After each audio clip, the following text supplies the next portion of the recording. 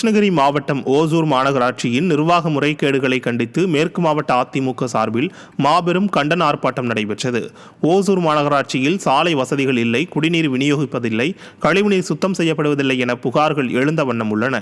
இதனை கண்டித்து ஓசூர் மின்வாரிய அலுவலகம் முன்பாக நடைபெற்ற கண்டன ஆர்ப்பாட்டத்தில் கிருஷ்ணகிரி மேற்கு மாவட்ட செயலாளரும் முன்னாள் அமைச்சருமான பாலகிருஷ்ண ரெட்டி, மாநில அம்மா பேரவை துணை செயலாளரும் முன்னாள் சட்டமன்ற உறுப்பினருமான பன்னீர்செல்வம் ஆகியோர் பங்கேற்று உரையாற்றினர்.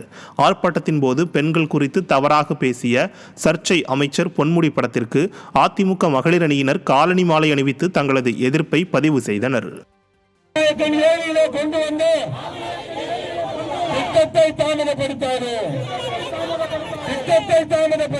அடிப்படை வசதிகளை செய்யாத மாநகராட்சியை கண்டித்து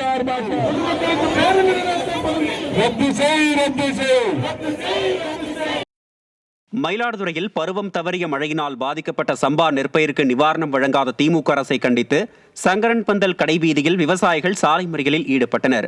100க்கும் மேற்பட்ட விவசாயிகள் மறியல் போராட்டத்தில் ஈடுபட்டதுடன் பயிர் நிவாரணம் வழங்காத தமிழக அரசை கண்டித்து கண்டன கோஷம் எழுப்பினர். இந்நிலையில் அமைதியான முறையில் தங்களின் நியாயமான கோரிக்கைக்கு போராட்டத்தில் ஈடுபட்ட விவசாயிகளை ஏவல் துறையினர் கைது செய்து அட்டூழியத்தில் ஈடுபட்டனர்.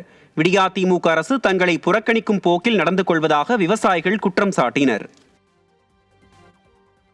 இப்போ சமீபத்தில் உளுந்த பயிருக்கு மழை பெஞ்சு அழிஞ்சிட்டு, அதுக்கு முன்பு நல்லடையில் உள்ள நண்டலாரை உடச்சி எடுத்துக்கட்டி வில்லேஜை சுத்தமாக காலி பண்ணிவிட்டு, அதன் பிறகு ஏற்பட்ட கொஞ்சம் நாங்கள் யூரியா எல்லாம் போட்டு ஓரளவுக்கு விளைச்ச சரியில்லை. எங்களுக்கு 4 வருடமாகவே இன்சூரன்ஸ் கொடுக்கல, நிவாரணமும் கொடுக்கல.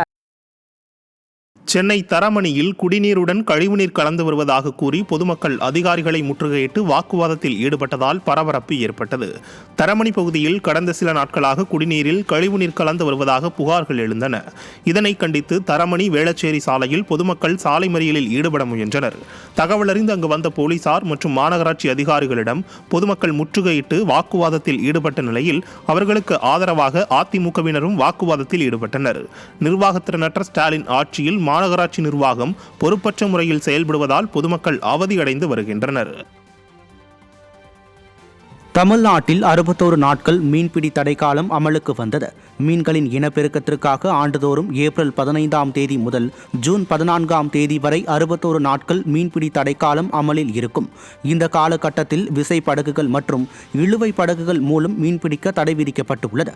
அதன்படி ராமநாதபுரம் மாவட்ட கடற்கரை பகுதியில் ஜூன் 14ஆம் தேதி வரை 61 நாட்கள் விசை படகுகளில் மீன்பிடிக்க தடை விதிக்கப்பட்டுள்ளது. இதனால் ராமேஸ்வரம், பாம்பன், மண்டபம், கீழக்கரை உள்ளிட்ட பகுதிகளைச் சேர்ந்த மீனவர்களின் 1650க்கும் மேற்பட்ட விசை படகுகள் மீன்பிடி படகு துறையில் நிறுத்தி வைக்கப்பட்டுள்ளன. இந்நிலையில் மீன்பிடி தடைக்கால நிவாரண நிதியை உடனடியாக வழங்க வேண்டும் என மீனவர்கள் விடியா திமுக அரசை வலியுறுத்தியுள்ளனர். பெரிய படகுகள் இன்ஜின் கூடுதலான ஆக்பர் வச்சிருக்காங்க.